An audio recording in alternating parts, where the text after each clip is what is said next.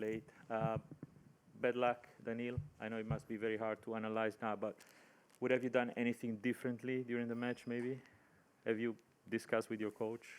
I actually did a little bit, but it's going to be a little bit of a new press conference because I'm going to start with a short or long, I don't know, I'll try to keep it short, story of a young kid who dreamed about big things in tennis. So when I picked up a racket when I was 6 years old, I mean, then the time goes fast when you're like 12. I was just, practicing, playing some Russian tournaments, and of course you're watching Grand Slams on the TV, big stars playing, fans supporting, and you dream of being there.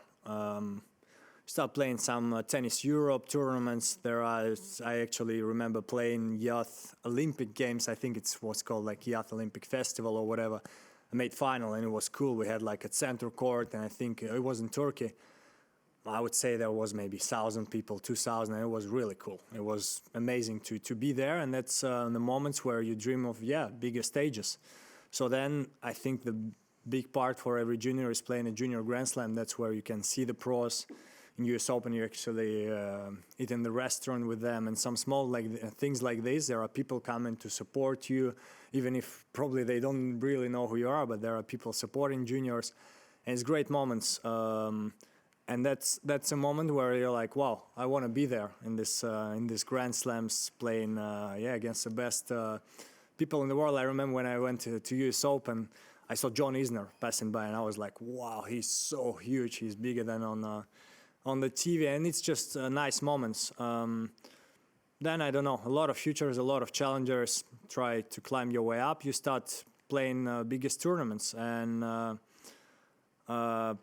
there are some moments in my career where I think this kid was doubting if he should continue to dream about these big things or not. I remember one, it was I lost a really tough match 2 times in Roland Garros actually, and I speak French. And I feel like in my age I was maybe top 5 at this moment or something like this, which is not bad, and especially we have a huge generation, as you can see right now, a lot of top 10 players and stuff like this. And I remember I lost to Benjamin Bonzi, who's in top 100 now. There was, if I'm not mistaken, one Russian journalist in the room. I was like, really? It's a Grand Slam? Or like I think I was close to being top 50, really young. I was like, okay, that's surprising. I think the journalist was Russian, so we talked for like 5 minutes, and I like talking to journalists. Then I remember a tough loss to Pierre Gerber, 2-0 up in the sets. Actually, amazing match. He played amazing. And I like these matches. That's why I like tennis. I was on the edge of breaking top 10. Again, in my age, I think I would be like top 3. There would probably be Zverev and even maybe top 2. Dominic, of course, but he's a little bit older. I came in the press. I was a little bit, frustrated with the fans and everything. And so it's funny because I wanted to keep it short. So I wanted to answer with 2 words or anything. There was one journalist. I think Italian. He asked me something. I answered 2 words. No more question. There were some Russians. They asked me some things. Again, a kid was doubting if he should continue of dreaming big. And I'm not going to explain why exactly. But today, during the match, I understood that I'm going to play tennis. Actually, it's funny because I was talking about journalists, but I really like talking to you guys. I mean, I think you can see it. So that's not really the point. I'm just talking about few moments where the kid stopped dreaming, and today was one of them. I'm not going to really tell why.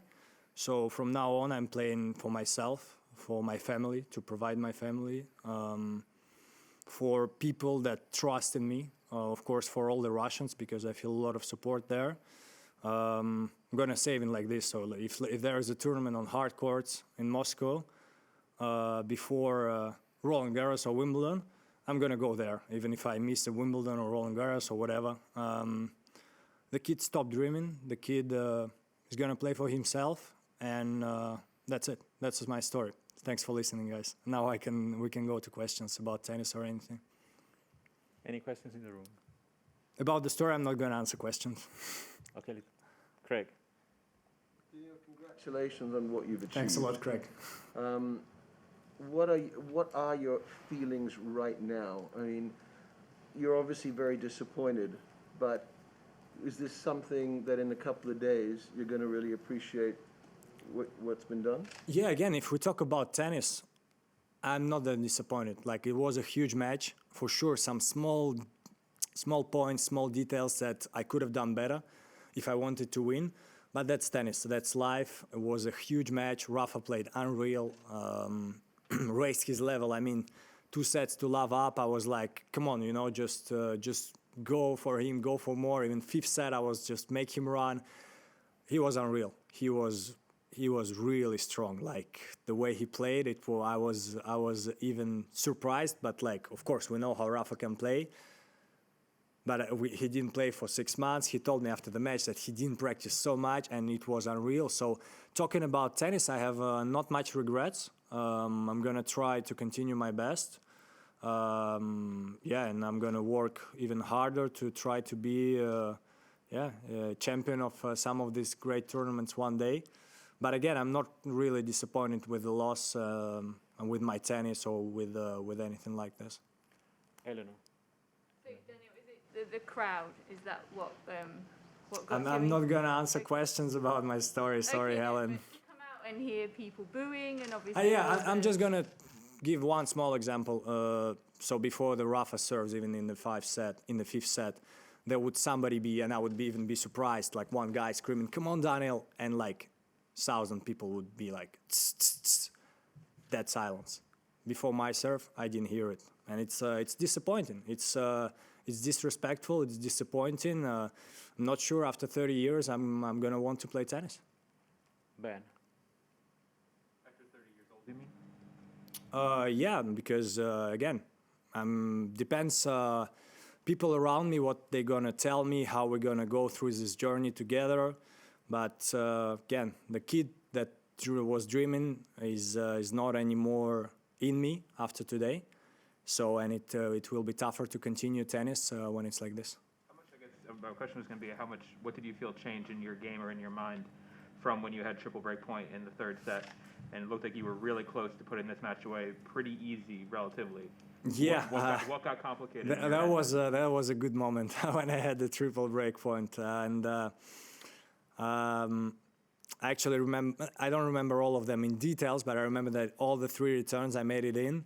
And yeah, just got a little bit tight, but again, that's tennis. Should have done better. Should have hit a winner. Maybe would have won the match. Tactically, nothing changed. I feel like I was playing right, but Rafa stepped up. And the only thing that physically was a little bit up and down. And yeah, he was, I think, stronger than me physically today. Like starting from the 3rd set, there were some shots and points where I was a little bit on the back foot, let's call it like this, and Rafa takes control of these moments. But again, yeah, have to work harder. Catherine and Simon. Daniil, congratulations on your tournament. Thanks first a lot. Of all. How much of what you're feeling tonight and the story that you've just told were you feeling before tonight? Or is it just about tonight? Not much. As I said, you know, there were some moments in my career where I could adapt. I actually forgot to tell in my story about the kid. So when I also started to get just a little bit higher, like top 20, top 30, you know, start to play Novak, Roger, Rafa. We made some tough matches. I haven't beat them yet, and there was a lot of talks. I remember. I don't think there is that much right now, but I remember there were a lot of talks like young generation should do better, or there were talks like people saying we really want young generation to go for it, to be better, to be stronger. And I was like pumped up. I was like, yeah, let's try, you know, to give them hard time and everything. Well, I guess these people were lying because, yeah, every time I stepped on the court in these big matches, I really didn't see much people who wanted me to win. So it's not just tonight, it's a cumulative Yeah, feeling. it's a cumulative. But tonight was like the epopee, or how you call it, like the top of the mountain. Last one, Simon. Do you think it's about your nationality, or because you're younger and not as familiar as? I think nationality plays a key because, well, it's just that Russian tennis was a little bit down for some time. So I think to get, I'm trying really, and I feel there is a lot more buzz about tennis in Russia right now with me, Andrei Kar, and Aslan doing big things, and that's great. So hopefully, we'll try to get more people to go for us. But yeah, I can definitely see when you playing somebody from the other country that just they would go for them and not for Russian or something like this. We'll take one online question, and it will come from Willie, ESPN. Hi, Daniil. When you came back from 2 sets down to Felix, you said that you at one time said to yourself, you want to think about what Novak would do. You asked yourself, what would Novak do? Today, seeing how Rafa came back from 2 sets down, what do you hope to learn from what he did from that moment on? Well, Rafa is a lefty, but next time I'm probably going to say, when 2 sets to love down, just do it like Rafa did against you. But yeah, I mean, again, the way he played today, I don't even want to say fight. We all know Rafa fights, it's not going to be surprising if I say this suddenly, wow, Rafa fighted today in the final of a slam. But the way he managed to play throughout all these sets, even in the tough moments, and again, it's for him, it's for making the history. So even if for sure he tries not to think about this, it must have been somewhere in his head, and huge respect. Like, yeah, huge respect for beating me, because I tried my best. Like, I really tried.